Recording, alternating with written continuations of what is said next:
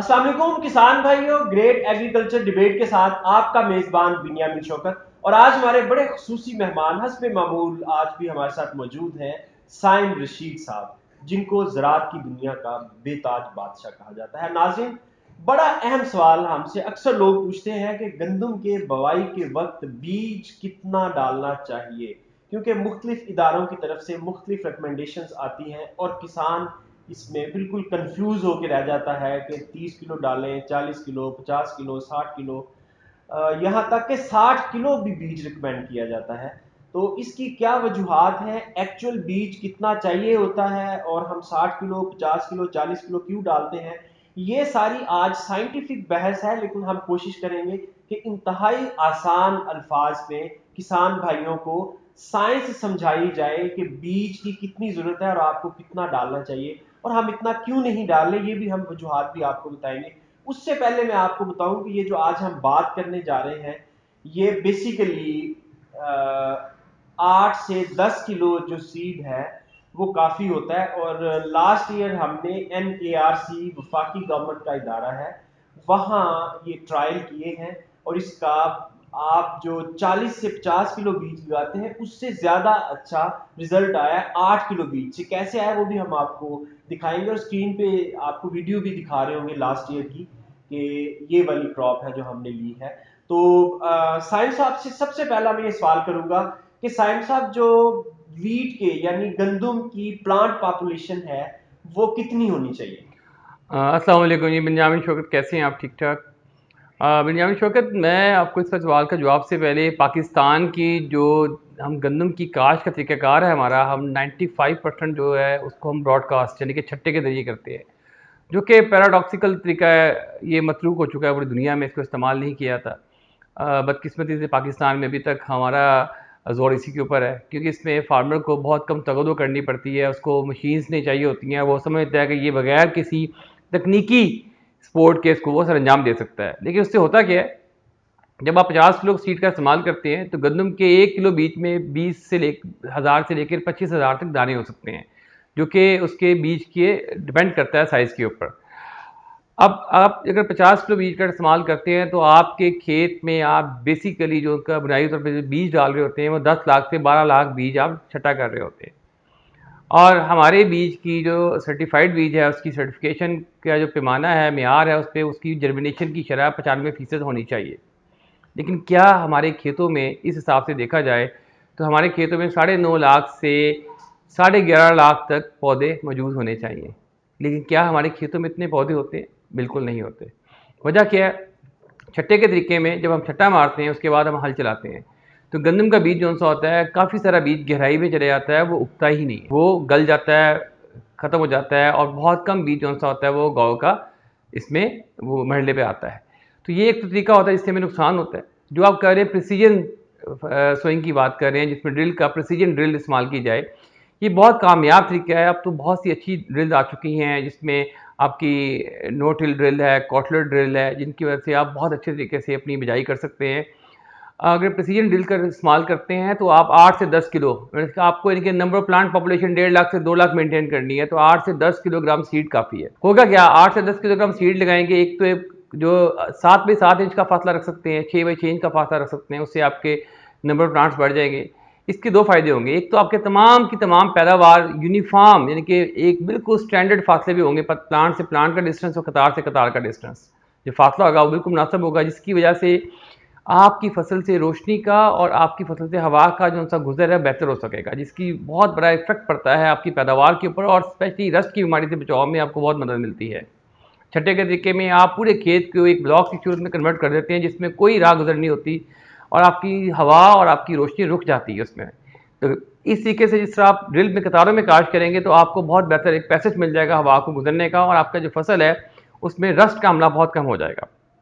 तो ये एक बेहतरीन तरीका है। और मेरा तो ख्याल है कि गवर्नमेंट को इस पर फुल फ्लैज कंपेन लॉन्च करनी चाहिए, बल्कि इनाम रखना चाहिए कि जो फार्मर जो से हैं वो अगर ड्रिल काश्त कर रहे हैं तो उनको आप हुकूमती सतह पर एक बोरी यूरिया फी एकड़ देनी चाहिए ड्रिल काश्त के अगेंस्ट। बिल्कुल, हम इस पे बात करेंगे। साहब साहब मुझे ये बताइए कि जो टोटल हम इस वक्त गंदम लगाते हैं 23 मिलियन एकड़ के ऊपर हम लगाते हैं, और अगर हम 50 केजी का एवरेज रखें, हालांकि कुछ लोग 60 केजी भी डालते हैं, 50 केजी का डालें जबकि रिक्वायरमेंट 8 से 10 केजी है, तो कितनी बड़ी सेविंग होगी हमारे किसान। देखिए आप इस वक्त अगर आप 23 मिलियन एकड़ 2 करोड़ 30 लाख एकड़ की आप फसल काश्त कर रहे हैं, तो 2 करोड़ 30 लाख बैग ही आपको इस्तेमाल करने होंगे 50 किलो वाले। इसको आप जब तकसीम करते हैं 2 करोड़ 30 लाख को 20 से, तो ये 11,15,000 आपके बैग बन जाते हैं, टन बन जाता है। 11,15,000 टन हम बीज का इस्तेमाल करते हैं अपनी फसल की बिजाई के लिए। अगर हम प्रिसीजन मेकिंग पे आ जाएं, प्रिसीजन ड्रिल का इस्तेमाल करें, तो यही जो सीड है इसकी मिकदार कम होकर 9 लाख टन आपकी बचत हो जाएगी और सिर्फ 2 से 2.5 लाख टन के अंदर आप अपनी पूरी की पूरी बिजाई मुकम्मल कर यानी सकेंगे। हमारे पास जितना सर्टिफाइड सीड अवेलेबल है वो तकरीबन टोटल डिमांड का सिर्फ 10% है, अगर 50 केजी का हिसाब लगाया जाए तो। अदरवाइज अगर हम 8 से 10 केजी पे आ जाए तो जो हमारे पास अवेलेबल सीड है वो हमारी 100% जरूरत को पूरा कर सकता है। नाज़रीन, साइम साहब ने एक बात की टिलर्स की, यानी शगुफे। एक बीज जो है उसमें 30 से 40 शगुफे बनाने की ताकत होती है। तो लास्ट ईयर हमने कुछ वीडियोस बनाई थी, उसमें से एक वीडियो बड़ी ज़बरदस्त है। मैं चाहूंगा कि मैं आपको वो अभी दिखाऊं। वो वीडियो ये है कि हमने एक खेत में 89 टिलर्स, यानी एक कम 90 टिलर्स खुद गिने हैं और आपको गिन के दिखाए हैं। आइए आपको वो वीडियो दिखाते हैं, फिर प्रोग्राम को आगे बढ़ाएंगे। मैं आपको एक पौधा दिखा रहा हूं और अभी ताहिर साहब उसके टिलर्स काउंट करेंगे। ये पौधे को आगे पीछे से अच्छी स्पेस मिली हुई है और ये अकेला खड़ा एक पौधा और एक ही बीज था। तो अभी ताहिर साहब इसके टिलर्स गिन के आपको बताएंगे कि इसके टिलर्स इस वक्त कितने हैं।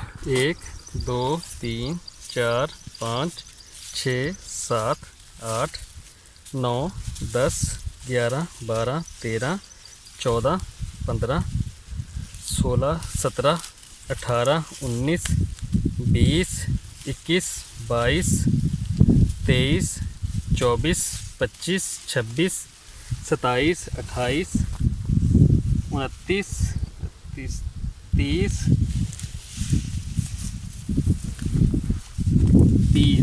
31 32 33 34 35 36 37 38 39 40 41 42 43 44 45 46 47 48 49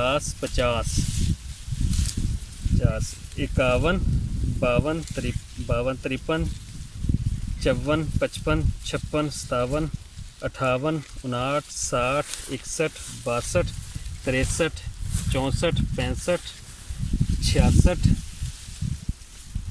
67 68 69 70 71 72 73 74 75 76 77 78 79 80 81 82 83 84 85 86 87 और 88। जी नाजरीन, आपने देखा कि एक दाना जो है उसने एक कम 90 टिलर्स बनाए हुए। जी साइम साहब, आपने ये वीडियो देखी और मैं बताऊं कि इस फार्मर के मुताबिक इसने 7 बाय 7 इंच का रो टू रो भी 7 था और बीज टू बीज भी 7 इंच का फासला रखा था और बीज को प्रॉपर स्पेस दी गई कि वो टिलर्स बनाए अपने। क्या कहेंगे इस बारे में? देखिए जी, ये वीडियो बिल्कुल इस बात का वाज़ेह सबूत है कि ये तरीका जो सा है काबिल अमल है और इससे क्या पैदावार आती है। मैंने अपनी आंखों से खुद प्रैक्टिकली 100 टेलर तक के एक बीज से 100 शगुफे तक लिए हुए हैं और इसमें अगर आप इसको बेड पे कर दें तो और बेहतर हो जाता है, लेकिन बेड के लिए हमारे पास मैकेनिकल ज़राए मौजूद नहीं है, हार्वेस्टिंग में प्रॉब्लम आती है, इसलिए फ्लैट ज़मीन के ऊपर ही आप इसको ड्रिल से काश करें। होता ये है कि टिलरिंग के लिए आपको क्या कुछ चाहिए। टिलरिंग के लिए आपको रूट स्पेस चाहिए, यानी कि आपकी जड़ें जितनी स्टेब्लिश हो जाएंगी, उनको जगह मिलेगी, उतनी ही वो टिलर ऊपर निकाल सकेंगी। अब होता ये है कि जब हम 10 से 12 लाख बीज का इस्तेमाल करते हैं तो उसमें से अगर आप आधे बीज भी उग गए हैं तो उनको जगह ही नहीं मिलती, इसलिए वो बीज 2 4 5 10 12 15 टिलर से ऊपर बढ़ते नहीं हैं। और इसकी वजह से क्या होता है कि आपको इनके अंदर वैसे भी वो एक गुंजान सा जंगल बन जाता है, गुच्छा बन जाता है जो हवा को गुजरने नहीं देता। लेकिन जब आप प्रिसीजन ड्रिल के ज़रिए आप इसकी सोइंग करते हैं तो आपको जो स्पेस मिलती है, हर बीज को एक उसका मखसूस इलाका मिलता है जिसमें उसकी जड़ें आज़ादी के साथ अपना नेटवर्क इस्टेब्लिश करती हैं और उनको एक इतनी ज़मीन मिल जाती है जहाँ से वो अपनी नमी और अपने लिए दरकार खुराक को बेहतर तरीके से चूज़ कर पौधे तक पहुँचाती हैं और उसको वो खुराक में कन्वर्ट करता है और उसके बाद उसके नतीजे में आपकी टिलरिंग में इजाफा हो जाता है। ड्रिल कास्ट में आप देखेंगे कि अमूमी जो टिलर्स होंगे, एवरेज टिलर्स होंगे, वो आपके 15 से लेकर 30-40 टिलर तक पहुँच जाते हैं और इससे आपकी पैदावार में बहुत शानदार इजाफा होता है, क्योंकि एक जो टिलर होता है वही जो सा आपका एस्टेब्लिश टिलर होता है वही इसके ऊपर आपका शगुफा लगता है, सिट्टा बनता है और आपको उससे पैदावार मिलती है। अच्छा, मैं अपने नाज़रीन को एक चीज़ क्लियर करना चाहता हूँ कि पाकिस्तान में जो जो प्रिसीजन प्लांटर है, प्रिसीजन सीड प्लांटर जो है, वो बिल्कुल एक डिफरेंट चीज़ है। वो गाइडेड यानी कंप्यूटराइज्ड गाइडेड एक सिस्टम होता है जो आप अगर उसे फिक्स कर देते हैं 7 बाई 7 इंच पे उसकी प्लेट लगा देते हैं, तो वो 7 बाई 7 इंच पे 6 बाई 6 पे जिस स्पेस पे आप उसे रखना चाहें वो उसी स्पेस पे, और ये ज़मीन से जहां आपने सीड डालना होता है वहां से सीड ड्रॉपर 4 से 5 इंच के फासले पे होता है और एग्जैक्ट अपनी स्पेस के ऊपर सीड फेंकती है मशीन। लेकिन बदकिस्मती से हमारे जो ये जो हैप्पी सीडर और इस तरह के मुख्तलिफ नामों से प्लांटर है, ये प्रिसीजन प्लांटर नहीं है, ये सिंपल ड्रिल मशीन्स हैं, प्रिसीजन प्लांटर नहीं है। तो पाकिस्तान में प्रिसीजन प्लांटर की कमी है। हम गवर्नमेंट से दरख्वास्त करेंगे कि ये जो एक स्पेस है, बहुत बड़ी स्पेस है, इसके ऊपर जरा गौर फरमाएं। बेंजामिन साहब, आपकी बात ठीक है, लेकिन ये सीड ड्रिल हमारी अमूमी बनती है जो कि मुख्तलिफ इलाकों में बन रही है, डस्का में बन रही है, उकाड़ा में बन रही है, करोड़ पक्का बन रही है, फैसलाबाद बन रही है और भी मुख्तलिफ इलाकों में बनाई जा रही हैं। ये काफ़ी हद तक हमारी जो सी रिक्वायरमेंट उसको पूरा करती हैं। हम इन्हीं इदारों को R&D के लिए बजट देकर, इनको टास्क देकर, इनकी रहनुमाई करके, इनकी एग्रीकल्चर इंजीनियरिंग के अंदर इनको बाकायदा माहिरीन देकर इनको इस काबिल कर सकते हैं कि ये प्रिसीजन जो ड्रिलर हैं, जो प्लांटर हैं, जो बाहर से काफ़ी महंगे आते हैं, उनको पाकिस्तान में कम वो वैक्यूम टेक्नोलॉजी के ऊपर चल रहे होते हैं। हाँ, देखिए वो टेक्नोलॉजी हमें अडॉप्ट करने में टाइम लग जाएगा, लेकिन इस वक्त अगर हम इसको मैकेनाइज तरीके से, अगर कंप्यूटराइज ना भी करें, मैकेनाइज तरीके से भी हम इसको कर सकते हैं। और हमारा इस वक्त मकई में, आलू में हम बहुत कामयाबी से प्लांटर बना रहे हैं, तो कुछ मुश्किल नहीं है हमारे माहिरीन के लिए कि ये प्लांटर यहाँ पे तैयार किया जा सके। जी बिल्कुल, हम किसी दिन इसके ऊपर जरूर एक पूरा प्रोग्राम करेंगे कि कौन कौन इदारा ये काम कर रहा है और कि क्या फर्दर इसमें जरूरत है। अच्छा सैम साहब, ये बताएं कि कितना टाइम लगेगा हमें ये टेक्नोलॉजी अडॉप्ट करने में? देखिए, ये प्रिसीजन एग्रीकल्चर पे आ जाए। असल में जो मैकेनाइजेशन या मैकेनाइज्ड एग्रीकल्चर की बात की जाती है तो उसमें सबसे पहले प्रिसीजन ही आता है। अब ये ट्रैक्टर, थ्रेशर वगैरह पुरानी बातें रह गई हैं, 100 साल पुरानी। अब का जो मैकेनाइज्ड सिस्टम है वो प्रिसीजन एग्रीकल्चर। देखिए बेंजामिन साहब, ये तो गवर्नमेंट की प्लानिंग है। इस वक्त आप देखें जाए पूरे पाकिस्तान में, आप देख लें यूनियन काउंसिल कितनी है, उन यूनियन काउंसिल को काउंट कर लें और हर यूनियन काउंसिल में एटलीस्ट एक प्रिसीजन प्लांटर गवर्नमेंट उसको बजट करे। जो 1800 अरब का रिलीफ पैकेज जिस पर हमने पिछले हफ्ते बात की थी, दिया गया है, मेरे ख्याल में उसमें बेहतरीन इस्तेमाल यही है कि आप प्रिसीजन प्लांटर ले लेते और ये आपको काम करने चाहिए थे, आज से 4 महीने पहले प्लान करने चाहिए थे। लेकिन अनफॉर्चुनेटली हमारी जो ब्यूरोक्रेसी है और माहिरीन ज़राअत जो हुकूमती सतह पर इस वक्त आपके एक्सपर्ट हैं और हुकूमती पोजीशन में अफसरान बने बैठे हैं, इनकी सोच सिर्फ आज और कल से बाहर निकलती ही नहीं है। ये प्लान ही नहीं करते कि हमें क्या करना है। गंदम की आपकी जब कैंपेन चलाते हैं, गंदम की बिजाई के सीजन में लॉन्च करते हैं, हालांकि गंदम की कैंपेन आपकी चावल की बिजाई, मकई की बिजाई मुकम्मल होती है 4 महीने पहले स्टार्ट होनी चाहिए। इसमें फार्मर को ट्रेनिंग करवाई जाए, उनको बताया जाए कि सीड सोर्सिंग क्या कुछ है। आप कैसे एक्सपेक्ट कर सकते हैं कि आपने गंदम बिजाई करनी है, 5 नवंबर से शुरू करनी है, 1 नवंबर से, और आप 1 नवंबर को कैंपेन लॉन्च कर दें। आपका वज़ीर ज़राअत, आपके DG एक्सटेंशन, सेक्रेटरी ज़राअत सब अपने अपने कार्रवाई डालने के लिए अपने पैगाम दे रहे होते हैं। इन पैगाम का मकसद क्या है? क्या फार्मर के पास मैजिक है कि आपने आज पैगाम दिया कल उस पर अमल कर लेगा? आप इसको 4 महीने पहले प्लान करते। आप कहाँ सोए होते हैं? आपको हर वक्त ये सिर्फ कार्रवाइयाँ ही हैं अपनी जॉब्स को जस्टिफाई करने के लिए। बाकी ये नाअहल लोग हैं। ये नाअहल ना होते, अगर ये अहल होते तो हमारी ज़राअत को आज हमें गंदम इंपोर्ट ना करनी पड़ती। 25 मन फी एकड़ ले रहे हैं, नहीं न्यूजीलैंड जैसा सर, आप 160 मन फी एकड़ पे देखिए 25 मन फी एकड़ ले रहे हैं। और आप देख लें, अगर हम 2.25 करोड़ एकड़ ज़मीन, हमें खाली 25 मन का इशू नहीं है। हम गंदम की काश्त के लिए हमारे पास बाकी रकबा ही नहीं बचता कि हम एडिबल ऑयल को की काश्त कर सकें। गंदम की हम औसत पैदावार बढ़ाएंगे, उससे क्या फ़ायदा होगा? अगर हम 50 लाख एकड़ ज़मीन भी गंदम की पैदावार से कम करके पैदावार बढ़ा लेते हैं और 50 लाख एकड़ रकबा कम कर लेते हैं, यानी कि 20%, 22% एरिया कम कर लेते हैं, और उसमें हम एडिबल ऑयल, कैनोला, सनफ्लावर, राया और ऐसी चीज़ें लगा लेते हैं। पाकिस्तान की जो एडिबल ऑयल की इंपोर्ट इस वक्त बिगेस्ट बिल आपका बनता है आफ्टर फ्यूल के, पेट्रोलियम के बाद जो आपका बिल बनता है वो इसी का बनता है, जो कि $6 अरब को टच कर रहा है। आने वाले वक्तों में $8 अरब पहुंच जाएगा। आप उसको बचा सकते हैं, बल्कि आप एक्सपोर्ट वर्जन में आ सकते हैं।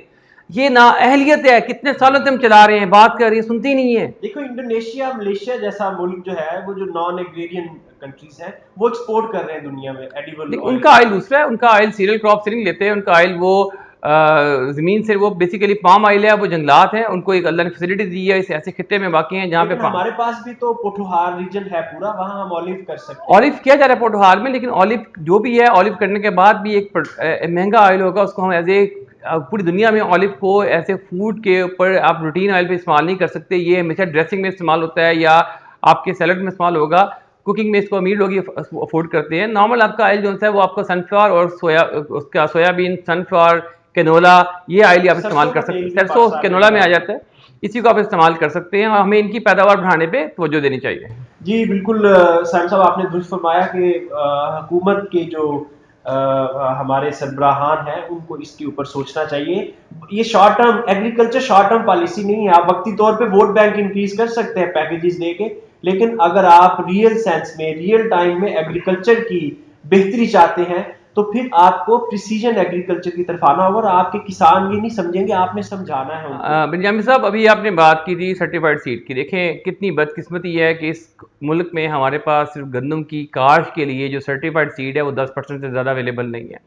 यानी कि अगर हमें 11.5 लाख टन सीड चाहिए तो हमारे पास सर्टिफाइड सीड 1,15,000 टन से ऊपर नहीं है। ये बहुत बड़ी वजह है। हमारी जो बीमारियाँ आती हैं उसके अंदर सीड बॉर्न डिजीज आती हैं, हमारी कम पैदावार होती है या हमारी क्रॉस ब्रीडिंग हो जाती है कि हमें पता ही नहीं होता कि हम जो सीड काश्त कर रहे हैं उससे वही फसल आएगी जो हमें दिया गया है। तो सर्टिफाइड सीड, अगर हम प्रिसीजन इस पे प्लांटेशन पे आ जाते हैं गंदम के ऊपर ही, तो हमें 9 लाख टन सीड बच सकता है और हमारी 9 लाख टन सीड से हमारा जो इस्तेमाल रह जाएगा सिर्फ 20% रह जाएगा। तो इस वक्त हमारी मौजूदा तादाद है वो 10% सीड हम दे रहे हैं टोटल सीड का, तो हमारा ऑटोमेटिकली 50% जो हमारा सीड होगा अगर प्रिसीजन प्लांटिंग में आएंगे वो सर्टिफाइड हो जाएगा। उसको आने वाले 2-3 साल में हम बढ़ाकर 100% कर सकते हैं। लेकिन सबसे इंपॉर्टेंट बात, पाकिस्तान इस वक्त सख्त फूड क्राइसिस का शिकार है। हम 25 लाख टन गंदम मंगवाना चाहते हैं, 12 लाख टन के टीसीपी ने ऑलरेडी पार्ट्स के अंदर उसके टेंडर इशू कर दिए हैं, 3 लाख टन 5 लाख टन ऐसे करके दे रहे हैं। 3 लाख टन पहले आ चुकी है आपके पास, तो 12 लाख टन अभी कर दिए। टोटल आपकी 25 लाख टन गंदम की आपको शॉर्टेज है। अगर आपके पास प्रिसीजन प्लांटर होते हैं तो इस शॉर्टेज में से 40% 9 लाख टन तो अपनी सीड से बचा लेते आप। और इस वक्त आप प्राइस देख रहे हैं $300-400 प्राइस मिल रही है आपको, $400 प्राइस मिल रही है, तो ये आपको $360 मिलियन की बजट होनी थी। $360 मिलियन का मतलब है अगर इसको आप पाकिस्तानी करेंसी में कन्वर्ट करते हैं तो ये 80 अरब तकरीबन रुपया बनते हैं। ये छोटी अमाउंट नहीं है, बहुत बड़ी अमाउंट है। आप फार्मर्स को इनकरेज करें कि प्रिसीजन, देखें इनको इनकरेज करने के लिए कि प्रिसीजन प्लांटर से आप सोइंग करें। आप यूनियन काउंसिल लेवल पे प्लांटर दें, फार्मर वहाँ पर रजिस्ट्रेशन करवाए, फार्मर की बचत हो जाती है, वो उसके जरिए अपनी काश्त करे फसल। और जो प्रिसीजन प्लांटर से अपनी फसल काश्त करे तो गवर्नमेंट ने जो इंपोर्ट के ऊपर आप वो पैसा ज़ाया कर रहे हैं उसका एक हिस्सा, यानी कि हर फी एकड़ पे फार्मर को आप कहते हैं प्लान कर दें कि जो प्रिसीजन प्लांटर से करेगा उसको सीड हम मुफ्त देंगे। बिल्कुल, बहुत शुक्रिया साइम साहब, बड़ी साइंटिफिक डिस्कशन रही और उम्मीद करते हैं कि जो डिसीजन मेकर्स हैं वो इससे जरूर कुछ लर्न करेंगे और इसको इम्प्लीमेंट करेंगे और हमारे किसान भाई इस बात को अंडरस्टैंड करेंगे। इसके साथ साइम साहब आपका बहुत शुक्रिया। मुझे इजाजत दीजिए, खुदा हाफिज।